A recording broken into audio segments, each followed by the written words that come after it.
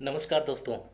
आज हम लोग समझेंगे कि एसएसटी सोशल साइंस इसे कैसे पढ़ते हैं और इसमें नंबर कैसे ज़्यादा लाया जाए। How to tackle social science. ठीक है। तो सबसे बड़ी चीज़ है जो एकदम हुआ बना दिया गया है ना। आप लोग बहुत डरते भी हैं कि सोशल साइंस कैसे कवर होगा। चार चार सब्जेक्ट हैं। तो देखिए, इस पाप में जो भागीदार है ना वो दोनों लोग हैं। वो सिर्फ गलती आपकी नहीं है, वो आपके टीचर्स की भी है। जी हाँ, मैं सही कह रहा हूँ। उसमें गलती केवल आपकी नहीं, आपके टीचर्स की भी है। और इस पूरे पोर्शन को हम आज दो भाग में डिवाइड करते हैं। पहला, हम लोग समझते हैं कि टीचर्स को क्या करना चाहिए। ठीक है, एक मोरल रिस्पॉन्सिबिलिटी अपनी भी लेनी चाहिए। टीचर्स को भी समझना चाहिए कि हमने भी कुछ गलती की है। क्यों की है? देखिए, तो टीचर्स जो होते हैं ना, वो क्या करते हैं, आते हैं और सिर्फ कुछ नोट्स लिखवा दिया और बच्चों से कह दिया आप रीडिंग लगा लेना, और उसके बाद वो चले गए, अपनी काम पूरा हो गया भाई। ठीक है। लेकिन ऐसा नहीं होता है। एनसीईआरटी जो होती है, अगर आप एनसीईआरटी पढ़ रहे हैं तो एनसीईआरटी के वर्ड बाय वर्ड, है ना। और जब तक कोई टीचर आपको वर्ड बाय वर्ड ना पढ़ाए, तब तक इसका मतलब कि वो टीचर अपना काम ईमानदारी से नहीं कर रहा है, ईमानदार टीचर नहीं है वो। ठीक है। अब देखो कि इसमें वर्ड बाय वर्ड पढ़ाने में क्या क्या चैलेंजेस हैं, क्यों टीचर नहीं पढ़ाते हैं। दो चीज़ें हैं। पहला, वर्ड बाय वर्ड अगर पढ़ाएंगे तो सारी चीज़ें इंग्लिश में फ्लुएंसी और सब चीज़ें बहुत अप टू डेट होनी चाहिए, और एक एक चीज़ को आपको मेंशन करना पड़ेगा। दूसरी चीज़ कि इसमें समय बहुत लगता है, तो आपकी जो फ्लुएंसी है और आपकी रीडिंग स्पीड है वो बहुत तेज़ होनी चाहिए। ठीक है। दूसरी चीज़ ये है कि आपको सारे कंटेक्स्ट में जिस जिस लाइन पे आप पहुंचेंगे उन सबको आपको एक्सप्लेन करना होगा। और जब टीचर्स आते हैं, समरी देते हैं, समरी देने के बाद उसी किताब को उठाया और कुछ कुछ चीज़ें नोट्स लिखवा दिया, ऐसा नहीं होता है। आपको एक एक वर्ड्स को मेंशन करना पड़ेगा। अगर जो कहीं नक्सलिज्म आ गया तो नक्सलिज्म को आपको मेंशन करना पड़ेगा। चैलेंजेस क्या है, जब तक एसएसटी को, आई रिपीट, जब तक एसएसटी को डायनामिक पोर्शंस के साथ हम लिंक करके नहीं पढ़ेंगे, एसएसटी समझ में नहीं आएगा। तो डायनामिक क्या पोर्शन है? करंट वाली चीज़ें, करंट अफेयर्स वाली जो चीज़ें होती हैं वो डायनेमिक पोर्शंस होते हैं। चलिए, तो ये रही टीचर्स की बात कि टीचर्स को क्या करना चाहिए, अपना काम बहुत ईमानदारी से और अच्छे से पढ़ाना चाहिए। ठीक है। अब बच्चों के ऊपर आते हैं। देखो, पहला टॉपिक हम मैंने इसमें लिखा है कि read word by word. Reading कैसे लगानी है? Word by word. अब देखो, ये इस चीज़ को समझते हैं कि वर्ड बाय वर्ड क्यों कह रहा हूँ मैं। बहुत सारे टीचर्स कहेंगे, या आप लोग भी अगर जो मान लो कि नहीं काम कर रहे होगे अपना अच्छे से, तो आप नहीं पढ़ते होगे, कहीं से समरी मिल गई, कहीं नोट्स मिल गया, ठीक है, रट्टाफिकेशन लगाया और काम चल गया। नहीं, ऐसा नहीं होता है। आप देखेंगे हर साल यूपीएससी, ठीक है, जो आईएएस का एग्ज़ाम लेती है और भी बहुत सारे एग्ज़ाम लेती है, यूपीएससी के हर साल 10 से 12 क्वेश्चंस, 10 से 15 क्वेश्चंस, है ना, तो वेरी करता है लेकिन 10 से ऊपर ही रहता है। 10 से 15 क्वेश्चंस सिर्फ 6 टू 12 की एनसीईआरटी, 6 टू 12 की एनसीईआरटी से आते हैं। अब सोचो आप, इसका रेलेवेंस कितना है। और जब तक आप थॉरली नहीं पढ़े रहेंगे एनसीईआरटी को, तो आप उन सारे क्वेश्चंस को नहीं कर पाएंगे। बहुत सारे सपने दिखाए जाते हैं बच्चों को कि हाँ, सारे बच्चे जो हैं इंजीनियर ही बनेंगे, सारे बच्चे डॉक्टर ही बनेंगे। अरे ऐसा थोड़ा ना होता है यार, है ना। आपको बच्चों को देखना होगा कि मैंने बहुत सारे बच्चों को देखा जिनके और सब्जेक्ट में नंबर बेकार आते हैं, लेकिन उनका क्या है, एसएसटी में नंबर अच्छा आ रहा है। तो हमें उन्हें गलत फील्ड में क्यों ढकेलना? अगर उनका एसएसटी अच्छा है तो उन्हें हम अभी से प्रमोट करें ना, उन्हें बताएं कि भाई आप ह्यूमैनिटीज़ लो और फिर अच्छा करोगे आप सिविल सर्विसेज में जाओ, है ना। तो इसलिए एनसीईआरटी इम्पॉर्टेंट है कि एनसीईआरटी की पूरी लाइन, है ना, वर्ड बाय वर्ड आपको पढ़ना है, क्योंकि आपको स्टेट पीसीएस में, यूपीएससी में, वहाँ पे भी क्वेश्चंस आएंगे और डायरेक्टली आएंगे। और जब आप वर्ड बाय वर्ड पढ़ोगे तो something called reading between the lines, है ना। तो जब आपको वर्ड बाय वर्ड्स मालूम रहेगा तब आप रीडिंग बिटवीन द लाइंस के बारे में भी समझ पाएंगे। ठीक है। और एक और चीज़ क्या होती है, तो ये आपको करना है। दूसरा, क्वेश्चंस को एनालिसिस करना है कि प्रीवियस ईयर क्वेश्चंस कौन कौन से पूछे गए हैं। ठीक है। और एनसीईआरटी के पीछे भी कुछ क्वेश्चन दिए होते हैं। तो जब एक बार आप वर्ड बाय वर्ड पढ़ लोगे, पूरे चैप्टर्स को पूरी लाइन बाय लाइन पढ़ लोगे, तो आप एनसीईआरटी में मान लो कि पीछे 7-8 क्वेश्चन दिया हो, या 700-800 क्वेश्चन उससे भी बनाए जा सकते हैं पूरे चैप्टर से, है ना। तो वो मैटर नहीं करता, लेकिन मैटर क्या करता है कि सबसे पहले आपके पास कंटेंट होना चाहिए, कंटेंट में कमी नहीं होनी चाहिए, कंटेंट की रिचनेस आपके पास होनी चाहिए। तो प्रीवियस ईयर क्वेश्चन आप एनालिसिस करेंगे, फिर क्या करेंगे, उसके बाद से आप शॉर्ट नोट्स बनाएंगे। शॉर्ट नोट्स बनाएंगे कैसे, वो आपके सेल्फ मेड होने चाहिए। ऐसा नहीं किसी टॉपर्स ने डाल दिया और फिर आपने, या किसी वेबसाइट में डाल दिया, किसी कोचिंग का मटेरियल है, तो वो आपके काम नहीं आएगा। आपके काम क्या आएगा, जो आपने खुद बनाया है।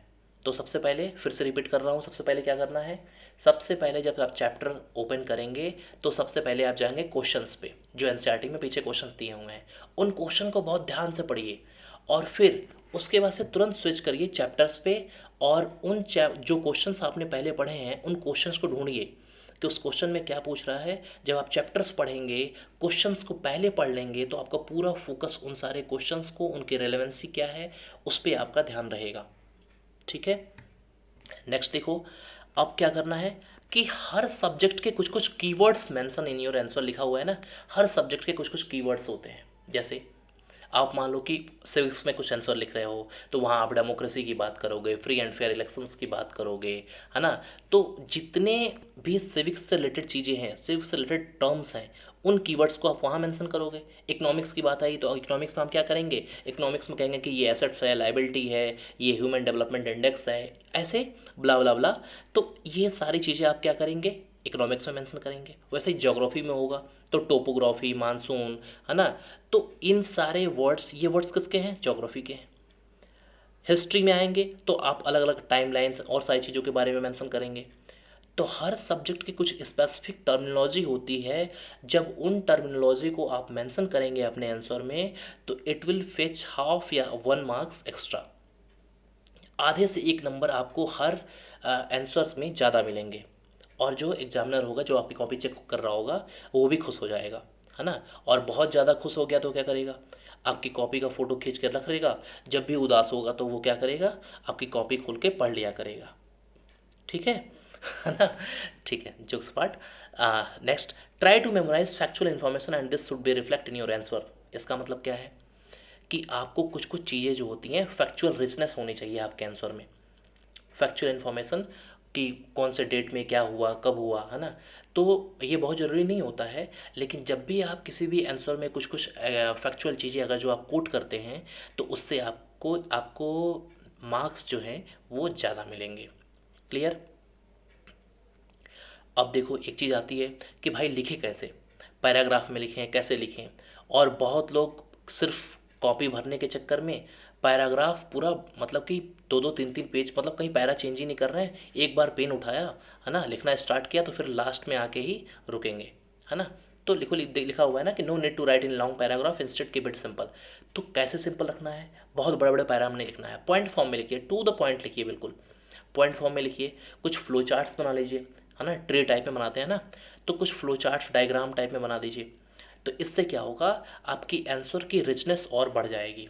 फिर देखिए नेक्स्ट, हाँ, एक चीज़ आता है कि मैथ प्रैक्टिस करना। मैथ प्रैक्टिस ज़रूरी क्यों है। अब मैथ प्रैक्टिस, जब भी मैं बोर्ड की बात कर रहा हूँ, बोर्ड में 10th में भी जब भी क्वेश्चन आते हैं तो वो एनसीईआरटी के बाहर के क्वेश्चन नहीं होते हैं। तो जब भी आप एनसीईआरटी को पढ़ें, तो साथ साथ में आपके पास एक क्या होना चाहिए, ऑक्सफोर्ड एटलस होना चाहिए, ज़रूरी है। और चार्ट पेपर जो आते हैं 10-15 रुपए का मिलता है, वो आप घर में अपने लगा लो। इंडिया और वर्ल्ड का कौन कौन सा, फिजिकल और पॉलिटिकल। तो इट मीन्स कितने हुए, 4। इंडिया का 2, वर्ल्ड का 2, फिजिकल पॉलिटिकल, 4 चार्ट पेपर जो है अपने घर में लगाइए।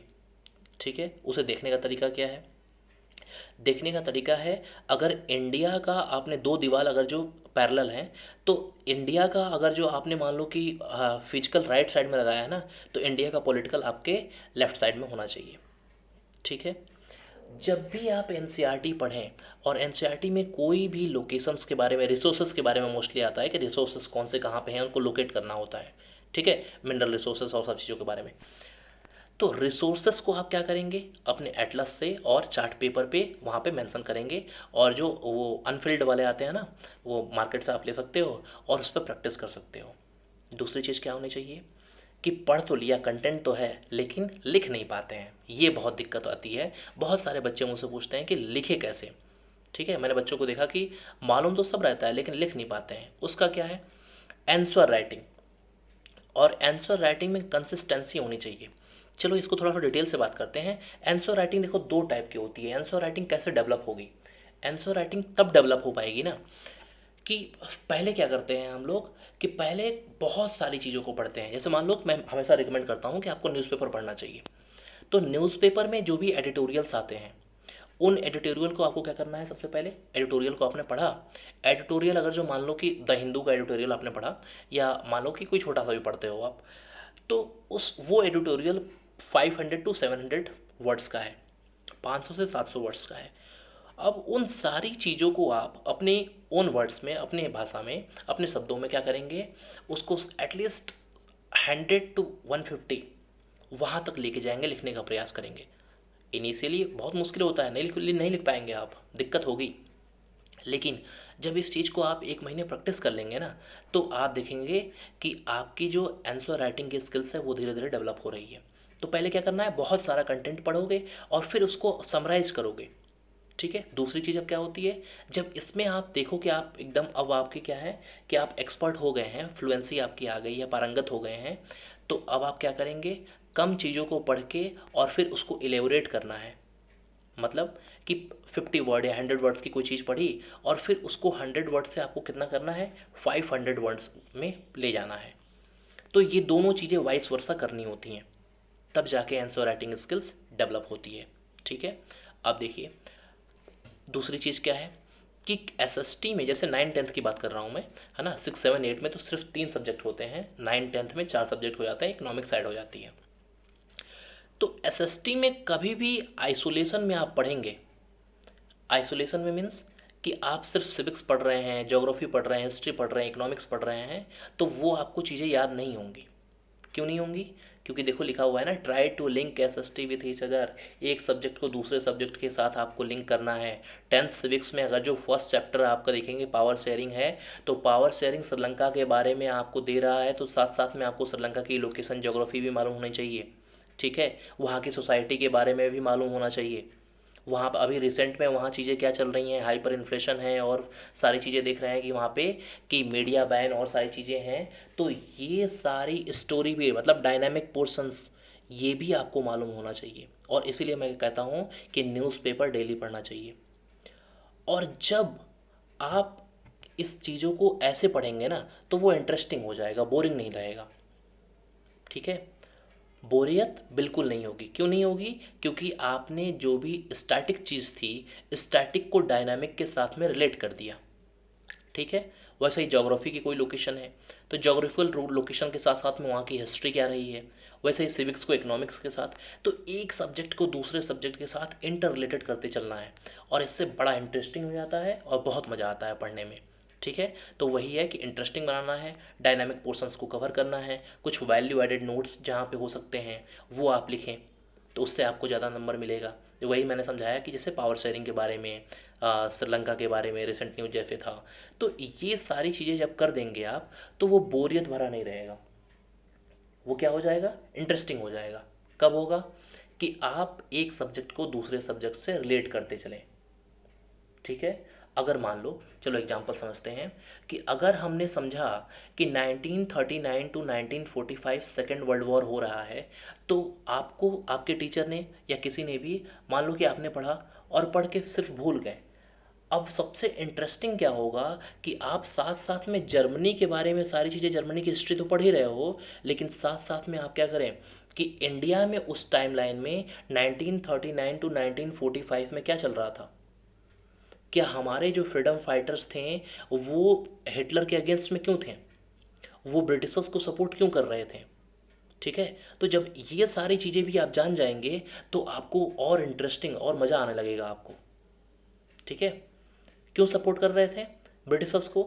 क्योंकि हमारे जो भी फ्रीडम फाइटर्स थे, जो भी हमारे फ्रीडम फाइटर हैं, वो डेमोक्रेसी के पक्ष में हैं, वो ऑटोक्रेटिक भी, जो ऑटोक्रेटिक रूल है उसके पक्ष में नहीं थे, डिक्टेटरशिप के पक्ष में नहीं थे। ठीक है। अब देखो कुछ निमोनिक्स बनाना चाहिए, कुछ कुछ चीज़ें जो आप खुद बनाओ, है ना, आपको जो भाषा आती हो उस भाषा में जैसे करना हो वैसे बनाइए। कुछ कुछ चीज़ें याद नहीं होती हैं, उसको याद करने के कुछ निमोनिक्स बना के रखिए जिससे उन चीज़ों को हम याद कर सकें। अब देखो, अब क्या होता है, एक चीज़, एक दिक्कत आती है कि बहुत सारे बच्चे पूछते हैं कि कब जो डेट्स हैं, टाइमलाइंस है, वो याद नहीं होती। अब उसके लिए क्या किया जाए? तो उसके लिए देखो, एक चीज़ क्या है कि आप मान लो कि रिवॉल्ट ऑफ 1857 है, कुछ कुछ मेजर इवेंट हिस्ट्री की याद कर लो, कि मेजर इवेंट याद रखोगे कि रिवॉल्ट ऑफ 1857 हुआ, कांग्रेस कब फॉर्म हुई 1885 में, सूरत स्प्लिट कब हुआ, सूरत स्प्लिट 1905 में हुआ था, है ना, जहाँ पे आप देखे होंगे कि वहाँ पे 1907 में मॉडरेट्स और एक्सट्रीमिस्ट में पार्टी दो भागों में बट गई थी। कौन सी पार्टी? कांग्रेस, है ना। बंगाल बॉडी पार्टीशन कब हुआ? 1905। एक्सट्रीमिस्ट का फेज क्या रहा? 1905 टू 1920। गांधी जी कब आए इंडिया में? 1950। तो अब देखो, मेन मेन चीज़ों को आप याद कर लो और फिर इसके आसपास की जो चीज़ें हैं ना उसको रिलेट करते रहो। अच्छा, 1960 में कुछ हुआ था, अच्छा 1915 में गांधी जी इंडिया आए थे, ठीक है ना। सूरत बंगाल पार्टीशन कब हो रहा है? 1905। अच्छा 1905 में अच्छा अच्छा ये चीज़ें हुई थी, ठीक है। तो मेजर इवेंट याद रखो और उसके आसपास में चीज़ों को रिलेट करते हुए चलेंगे तो आपको डेट्स नहीं भूलेंगे। और डेट्स को जब भी आंसर लिखेंगे ज़रूर से मेंशन करना है, ठीक है। तो ये सारी चीज़ें रहीं कि आपको एसएसटी को टैकल कैसे करना है, एसएसटी में पढ़ना कैसे है और एसएसटी में नंबर कैसे ज़्यादा लेके आना है, ठीक है। तो अगर अच्छा लगा हो तो चैनल को सब्सक्राइब करिए, लाइक करिए और खूब ज़्यादा शेयर करिए। जो भी बच्चे एसएसटी से डर रहे हों वो उन्हें ये सारे ट्रिक कैसे पढ़ना है ना, तो ये पूरी अप्रोच उनको बताइए और खूब शेयर करिए, ठीक है। नमस्कार, धन्यवाद।